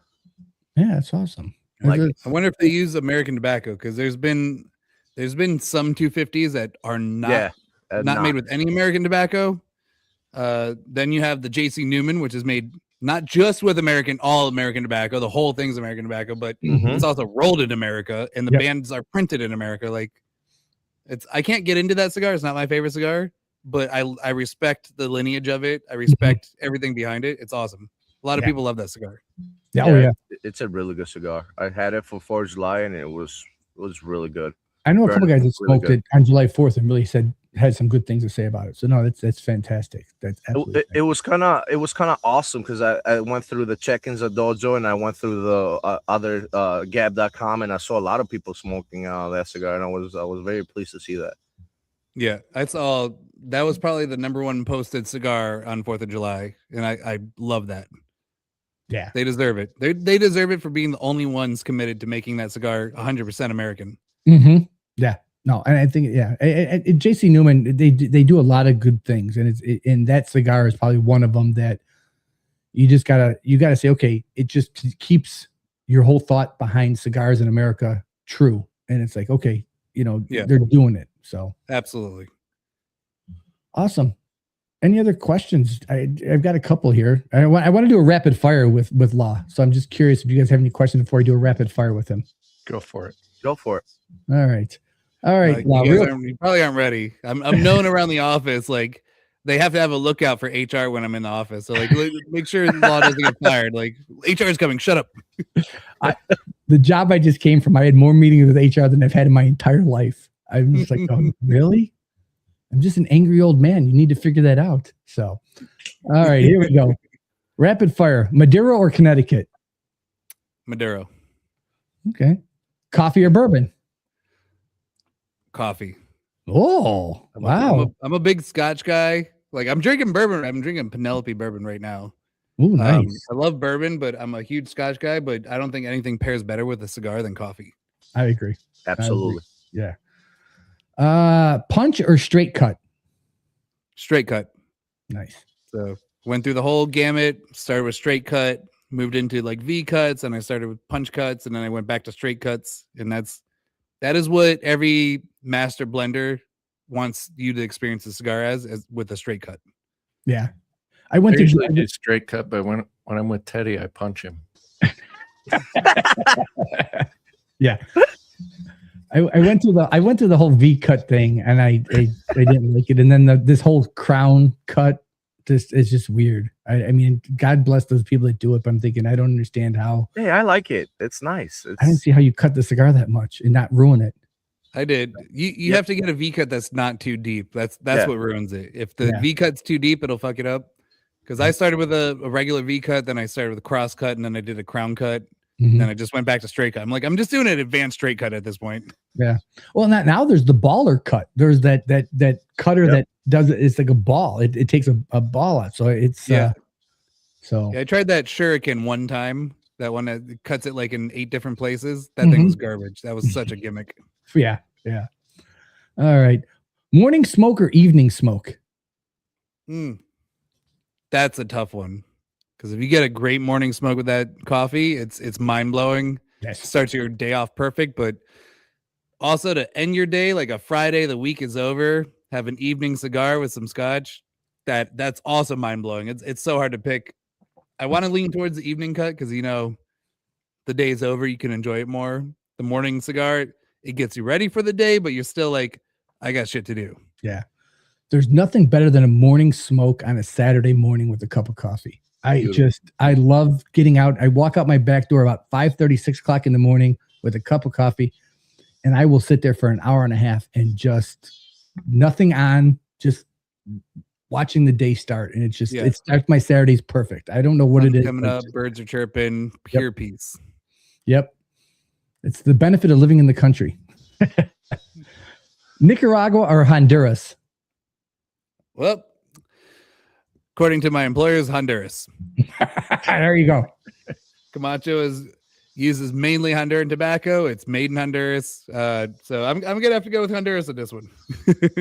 Hey, I said it before. Honduras is the new thing, man. Honduras is everybody's tried to make a Honduras cigar, and it's Camacho's been in the game before everybody else.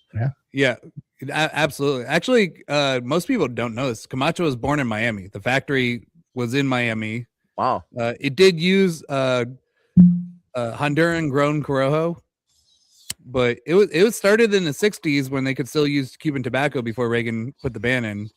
So they would import tobacco from Cuba, roll it in Miami, and then when the Cuban embargo happened, they started growing in Honduras, which took them a long time to figure out how to grow Corojo in Honduras. And then they were like, eventually they moved their factory to Honduras to make the cigars, more cohesive. But Camacho is actually an American-born company. Wow, that's awesome. That's awesome. Matt Berger, I'm going to get to your question. This should be an easy one. Favorite road trip snack? What were you snacking on in the Zino truck? I tried to stay as healthy as possible, so I'd mostly snack on like trail mix, which are not as healthy as you think. Yes. A lot of the ones with like the peanuts or like the fruits and stuff, they're loaded with sugar, they're loaded with preservatives. Mm-hmm. But I drank like water 90% of the time or unsweet tea, and I would pair it with nut heavy trail mixes. Okay, nice. Window down or AC blasting? I mean, I live in Florida. If you're not blasting the AC in the middle of winter, you're probably dying. But driving across the country, smoking cigars, windows down, AC positioned perfectly so it blows the smoke out the window, not so much to cool you off. Yep. Yeah. Yeah, you got to do both. You got to have a little bit crack the windows and have the AC, and just you have both. And you have to have like the recirculation on too, because the Uh-huh. AC will suck in that smoke too and filter it out. It's a dance, especially when you only have two windows like I had in that van. Yeah. If you're driving in a 4-window car, you crack the front left window and the back right window, and the smoke's never there. Nice. I know the answer to this question, but I'll ask it anyway. What is one cigar you always have in your humidor? Well, the Camacho Triple Maduro, Yeah. always in there. Camacho Connecticut is my morning cigar, or the Zino Nicaragua. I will say I smoked a lot of Dunbarton stuff. Before I worked for Davidoff, I think Dunbarton was my favorite company. And a lot of my father and a lot of Aganorsa. Yeah. Beautiful. But my favorite Connecticut was always the Camacho Connecticut because it has like a tanginess that you don't taste in any other cigar. Nice. And I'm not saying that just because I'm the Camacho ambassador. It was way before I ever worked for Davidoff. That was my morning cigar. Yeah. I like that cigar. And their Corojo I like. Yep. Sammy Flo wants to know, what's your walking out of the house song with the all black on? It's actually the back in the WWF days. It's Stone Cold Steve Austin's intro song with the breaking glass. Yeah, that's awesome. All right, now that's perfect. It's perfect that you reference that because Matt Brugger, I talked to him on the phone. He wanted to ask this question, so he wants to know, when can we see the Hogan face? Since you've got the black on, he wants to see the dyed hair. He wants the full Hogan NWO show. The dyed hair is going to be a tough one to do. So I have to use yellow highlighter up there. There you go. Our graphics department, when I moved from Zino to Camacho, they did a presentation using Hulk Hogan from WWF versus NWO Hulk Hogan. So it was a yellow Hulk Hogan versus a black Hulk Hogan. Yeah, exactly. Yeah, you've gone from both. So yes, Matt is a diehard Postania first person. So he's definitely telling you to hit up the Connecticut. That's a really good cigar. It is. I haven't tried that one yet. I keep going towards their heavier cigars. Their San Andreas and their War Bear. So I need to try that one. I haven't tried that one yet. The San Andreas is money. I love it. It's great San Andreas. The new Sumatra, guys, is really good too. Well, it's interesting you say that because there's a lot of controversy going on right now because why? Half Wheel sort of ripped them up on that cigar. So I'm actually putting out my review of the Sumatra on Thursday. Okay. I did a review, so that'll be released on Thursday. But yeah, there's there's a little bit of controversy. The Mike Stepankevich sort of got his. He respects Charlie. He's like he said. He goes, "Hey, Charlie's got his opinion, and Charlie, but he thinks that they might have got a little bit of a shaft on that review." Yeah, Charlie, the Pure Dominicano review. I think we're in the 60s. I can't remember. Really? And they just got one that had poor construction. It was poorly stored or something, and they ripped that cigar to shreds. But I'm in charge of our influencer send out program. I send our cigars to 100 different influencers, and we had zero negative feedback. Everyone's like, "This is the most amazing Davidoff we smoked. Like, this is definitely like in the running for cigar of the year." And then Happy Wheel came out, and they were just like, "You got to take their reviews with a grain of salt." I do respect them, but there's no leeway with them at all. Yeah. And Steve said it last week the best. We've said it on this show. Reviews are everybody's opinion, and that's all it is. You've got to find a reviewer that lines up with your palate and then go, okay, I know that Marty has smoked some of the same cigars I've smoked, and he likes these cigars. So therefore, I'm going to follow what Marty says and go, okay, if Marty likes it, I'm probably going to like it. But if Marty doesn't like it, I should try to smoke it anyways to see, because Marty might have had a bad day. I just smoked a cigar the other day that I thought, this is absolutely garbage. And I smoked it last night, and I'm like, wait a minute, this is pretty good. I just had either I had a bad cigar or a bad palate that day. So you got to sort of look at it from that standpoint. Yeah. And one of my favorite quotes in the whole cigar industry is Michael Herklotz. He goes, "I don't know what the fuck a clean palate is." He goes, "Is that after brushing my teeth? Do I have to eat the same fucking sandwich every day before I try a cigar? Do I have to drink the same thing? Like, what does a clean palate mean?" He goes, "Because I don't know." He's like, "I've been smoking cigars for 30 plus years. I don't know what a clean palate is." Yeah. Yeah, I agree. I mean, I look at it, my clean palate is, if I haven't had a cigar, and there was a cigar out there that floated around for a while that everybody's like, this is going to be the first cigar you smoke of the day. You're going to get all these flavor notes out of it. Yeah. But if you smoke it after 2 or 3 cigars, you're not going to get as rich of a flavor note as what you would get. So I'm like, okay, fine. Yeah. And I agree. I smoked it at 2 different times, and I could see that. But yeah, it's weird. It stinks when, like, construction, let's say you smoke 3 cigars for your review, and you get one that's got bad construction. Yeah. Like, you're gonna get one out of 100 maybe normally. And that just happens to be the one that they do the review on, and it drags the review down. That kind of stinks. Yeah. In Half Wheel, they never smoke what we send them. They always go to a store and buy it. So you don't know if that sat on the delivery truck for an extra 3 days in the baking sun. You don't know if the tobacconist left it in their warehouse without being humidified for a week before they put it on the shelf. You never know what it went through. Yep. I guess if you get 10 people and they all have one that's got construction issues, that's probably a sign that something's wrong. That's a pretty clear sign. Yeah. There are cigar companies that are notorious for just constantly bad construction, or the flavor always changes. Right. And when I reviewed cigars, I tried to be like everyone else. I tried to reinvent the wheel, and I was like, here's a score for everything. Now I'm like, as long as the draw is good, because I don't care about the ash. Ash doesn't, like, if it flakes everywhere, that doesn't mean it's a bad cigar. Like, as long as the draw is good, you don't have to strain and it's not too light. And as long as the flavor is good, that's all that should matter. Yeah. Like Camacho is like where they're all rolled. The factory is all under Davidoff standards. So it's very high quality. We have more quality control checkpoints than almost every other cigar company out there. And even then I'm like, yeah, the burn line can be absolutely perfect, but if the draw sucks, it sucks. Yeah. Yeah. Or if the draw is perfect, and the burn line's perfect, and the ash is perfect, and the flavor sucks, it sucks. And that's it. Those are the only 2 criteria that a cigar could be judged by, in my opinion. Yeah.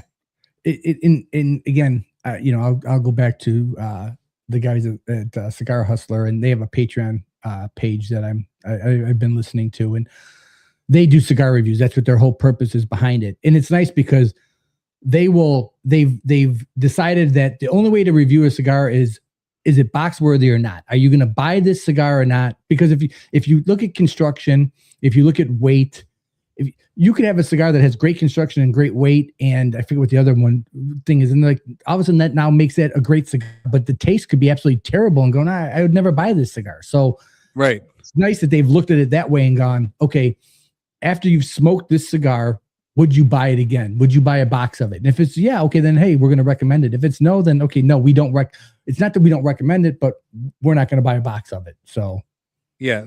And you have to do it completely blind, because if you know a cigar has a San Andreas, you're like, ooh, I like or hate San Andreas. Like, it has to be a completely blind tasting. Because I've been doing the blindfold tasting with everyone's like, oh, you have to do it. Like, you should know these cigars better than anyone. And when I put the blindfold on, like, the cigar tastes totally different to me. When you take away sight, and I know these cigars like the back of my hand, it's hard for me to figure out, because once you take away sight, your palate changes. oh It's yeah, weird. yeah, exactly. That's the whole expectation thing that really affects your thoughts. Yeah, I want to address something Teddy said at the beginning of this video. Is that the Triple Maduro is a very strong cigar, because the last time I did the blind tasting was actually at Cigar Hustler. They put the blindfold on me, they gave me it, and I go, this has got to be the Connecticut. I mean, this absolutely has to be the Connecticut. And I took the blindfold off. It was the Triple Maduro. Wow. And I was like, this is a medium. There's no way it's above medium body cigar. It might be lower than medium. It's not medium plus at all. And there's a good reason for that. So a lot of people think Maduro just means a dark leaf. It's like, oh, Maduro's like, that's a dark cigar. It's a Maduro. Maduro means ripe or mature in Spanish, depending on which country you're in. And the difference between a regular tobacco and a Maduro tobacco is it's either fermented in the pilons for 3 to 6 months, or maybe 8 months on the high end. A Maduro is minimum 1.5 to 2 years. So that's what makes a Maduro. Maduro is like 4 times the average aging, which actually gets rid of nicotine and makes it a lighter cigar, but it gives you more body because the sugars have a longer time to caramelize.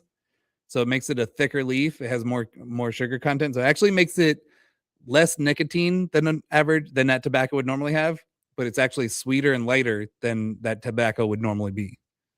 Interesting. Cool. All right, we're going to do a little crazy segment that we do here called Wild Tales from the Wild Side.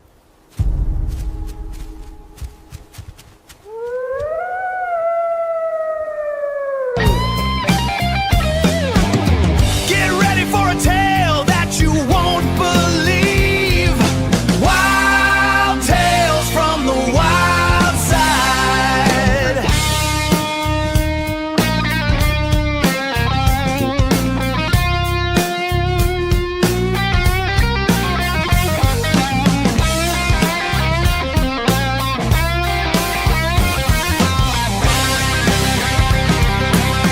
Welcome to Wild Tales from the Wild Side, brought to you by Drew Estate. Mike, what stories do you have for us today? This week, we've got a criminal whose escape plan involved a fake bladder and a whole lot of bad decisions, a guy who stepped out for a pizza and came home with $777,000, lottery win instead, and a mysterious space ball that washed up on a beach and had people wondering if aliens had finally arrived. So the first one is the fake bladder and a $50 escape plan. One South Australian drug dealer apparently decided to go all in on one bad idea. Authorities discovered he allegedly possessed a fake bladder, a prosthetic penis, Teddy.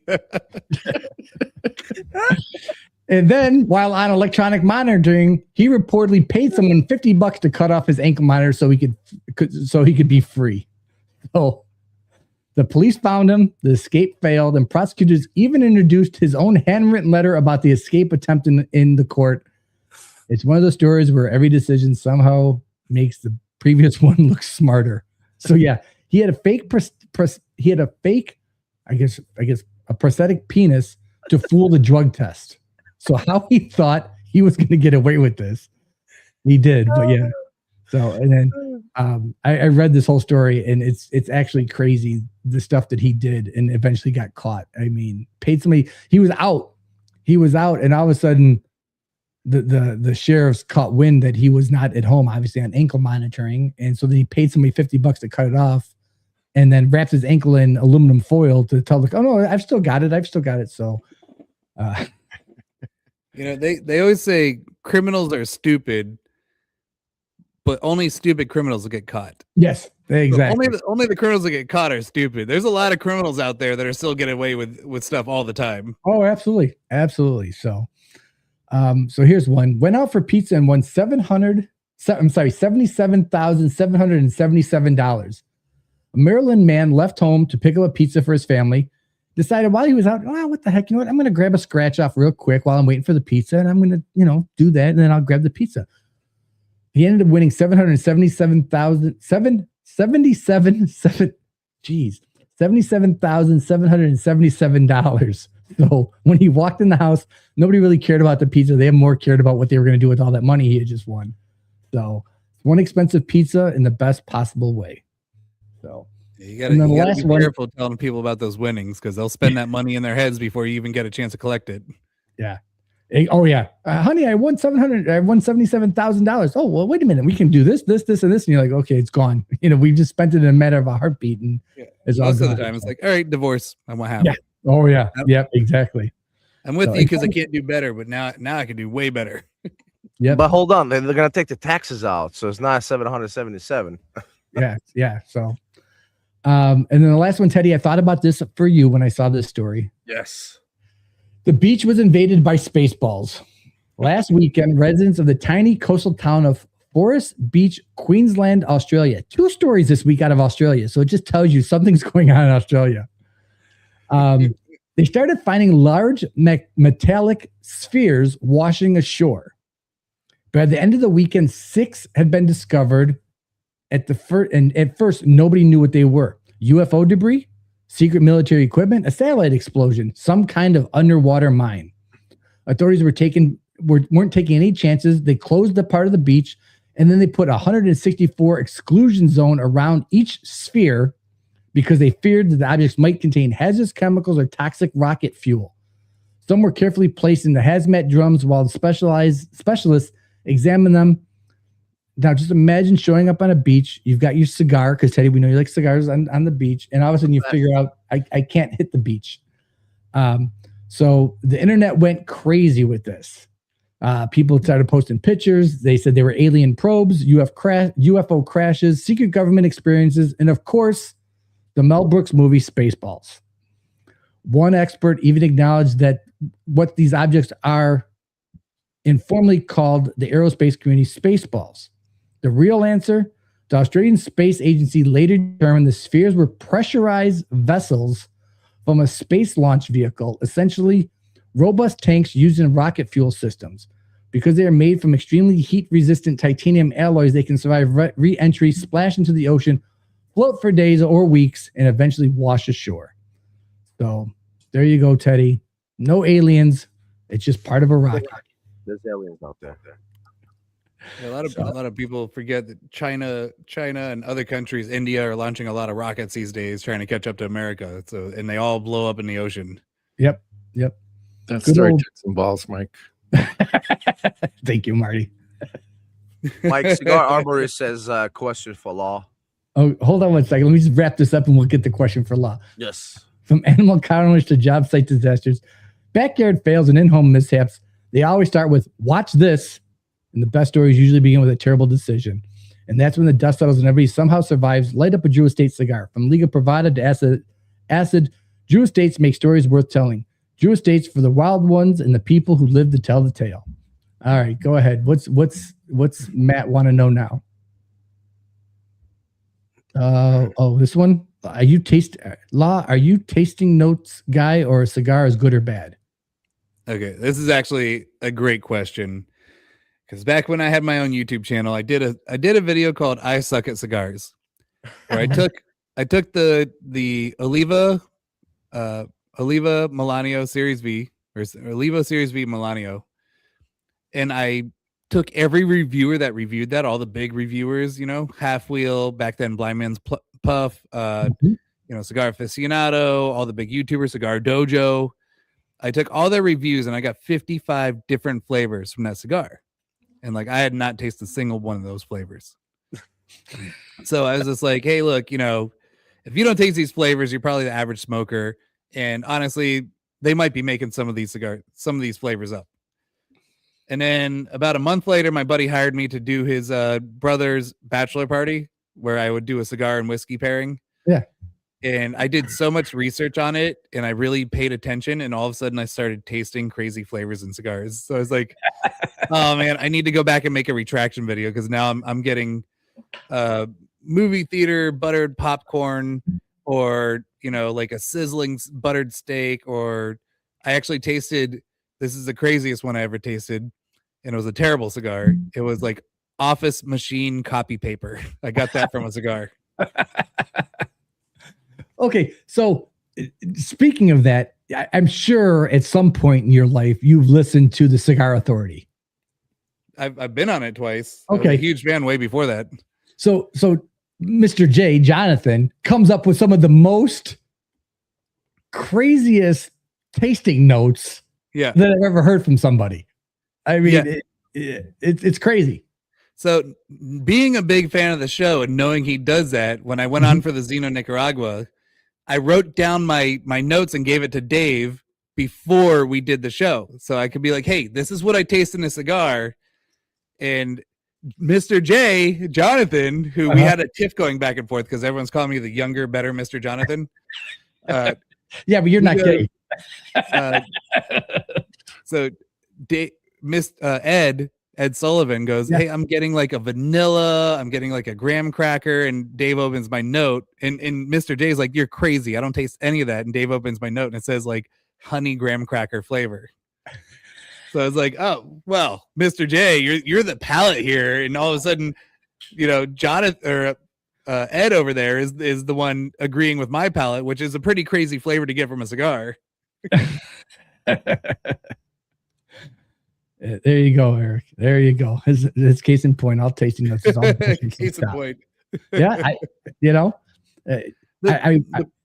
ahead. You can train your palate to taste more flavors, and I did. I worked on it. You go in your kitchen, you sniff all your spices, and like if you sniff a bottle of pepper, it's not going to make you sneeze like in the cartoons. Sniff the pepper, the paprika, the dill, like sniff everything in your spice cabinet. It'll help you create the memory for those flavors because all flavors connected to memory. Yeah. So that's when you get the really crazy flavors. Like when I smoke the Camacho broadleaf, I get it reminds me of chewing on the tassels on my baseball mitt when I was out in right field, not getting anything hit to me the whole game because that's where you put the worst player. I was a great hitter, but a terrible fielder. So they put me out there and I was always chewing on my mitt, and that cigar reminds me of chewing on the tassels. And so when you do get those crazy flavors, it's just because it sparks a memory. Yeah. Again, I'll give him props. First Lady, Bob, the cigar guy's wife, does a show once a month on the second Saturday of each month. And she did a great show for, it was either 3 or 4 episodes where she had different spices. Yeah. And she would smell them and then she would try the cigar and say, okay, this is how you develop your palate. When exactly what you said, you smell the cinnamon, you smell these different spices, and you'll start picking these notes up in a cigar. So yeah, you're absolutely right. So it was a great, it's a great episode. So yeah, I got a very heavy cinnamon flavor from the Davidoff Year of the Horse from last year. And a lot of people did not agree with me. I'm like, well, you can't disagree with me. You're not in my brain. Right. And people do taste those crazy flavors. And until I started tasting those crazy flavors, I didn't agree with them. I was like, you're making shit up. You're full of shit. And then once my palate got to that level, I was like, and I can't retrohale. Like it fucks up my sinuses. I can't breathe if I retrohale too much. Finally, somebody cannot retrohale. I mean, I can retrohale. It clogs my nose, and then I can't sleep at night. Mm-hmm. And retrohaling does open up a lot more of the cigar, but a lot of people can't. I would say 90% of people can't retrohale, and out of the 10% that can, like 5% have my same issue where it just swells the sinuses, and some people get an infection from it. Mm-hmm. So I think like maybe 5% of the cigar industry can retrohale without any issues. Right. Yeah. Well, and it's funny you say that because Bob talked about on one of his shows that he smoked a cigar and he got this pineapple taste. Yeah. And he thought, this is weird. And so I forget where they were at, but somebody says, well, what flavor notes are you getting out of that? He goes, well, I'm getting this really pineapple flavor. And the person looked at him and smiled. And I think it was a woman. And she said, well, that's interesting because we use pineapple juice to, I don't want to say seal the cigar, but at some point they used some pineapple juice with the cigar. And she's like, so she was, you're one of the few people that picked that out. And he felt vindicated going, okay, great. So what I did get is what, is in that cigar. So it was pretty cool. So yeah, they use the glue on the cigar is called pectin, which is made from fruit. It's like a fruit glue. Okay. So, and you can use it from different fruits. You don't have to use the same fruit. So that does make sense. There you go. There you go. And actually today, for the first time when I smoked, I haven't smoked in 4 days. I had a pretty stressful weekend. And so I didn't smoke all weekend. And when I lit up the triple Maduro for the first time in 4 days, do you remember in like the 80s and 90s, purple had a flavor? Remember this was like this? Yeah, it was like this is like flavor they embedded in like toys and shit. Yeah. Yes. I just tasted that in the triple Maduro for the first time ever, and I've smoked probably 4 or 5 boxes worth of that cigar. I've never tasted that before. So and it brought me back to that memory. I was like, oh yeah, that's like what my He-Man doll smelled like in the 80s. So right there, your palate was clean. Yes, very clean. That was on this show was the first time I'd smoked a cigar in 4 days, and I was getting way more flavor. You're right. That's probably the cleanest version of a palate is not smoking for a few days. Yep. Well, Definitely cleans it up. Well, let's do our giveaway. We have 2 Camacho lighters here. I will show them here. I'll show it here again. This is the Camacho Paleo lighter. The Paleo Pro. The Paleo. Oh yeah, Paleo Pro. I saw the Paleo. I didn't see that. So Jared brought one of those at the Ultimate. It's really nice lighter. It's a nice lighter. Not to steal Jonathan's words, but it's probably got a big ass tank on here as well. So you can see it. It's not the biggest. So you can like five or 6 cigars with it. There you go. All right. Law, pick a number between 1 and 13. 13. Brian K.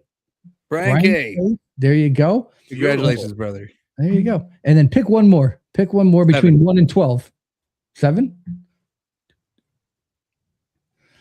Smoking sticks. Yeah, buddy. There you go. He hit me up before the show. He's like, are you gonna be on ChiTown tonight? I was like, yeah. He's like, I'm gonna tune in. I don't think he's ever tuned in before. He hasn't. No, so it's good. It's a new listener. So yeah. So you two guys, please email us at here we go. At ChiTownCigar@gmail.com. Give me your email or give me your address and we will get those shipped out. We'll get those shipped out this week and you should have them hopefully quickly. US mail is then dependable, believe me. So. How do you make sure it's the real one? Yes. So I see smoking sticks there. So yeah. So please let me we'll figure this out. But yeah. So it's been crazy. So all right. Well, Law, thank you very much for joining us. We really appreciate you taking your time out and checking us out and spending some time with us and answering all of our crazy off the wall questions. Hey, the pleasure is all mine. Following Steve that's a huge act to follow. So I'm honored and both like disgusted at the same time that I had to do that. We had 22 live viewers today. Yeah. So you're right there. You're right there. You're halfway. It's good. Yeah. I'll take that. I mean, halfway to Steve. That's a huge step up. Yeah, exactly. So thank you so much, Law. Appreciate you, man. Really My do. pleasure. Marty, I had a good time with you guys. Awesome. Marty, close us out, buddy. What do we have for next week? Nothing. We have a show. We don't have a guest, so we'll have a show. Just the 3 of us. It'll be a fun show. Oh, as always. Yes. All right. Since Steve said I was too blah, I'm gonna make up for that. Prove Steve wrong. I'm gonna prove Steve wrong right now. So until next week, everybody, put some smoke in the air.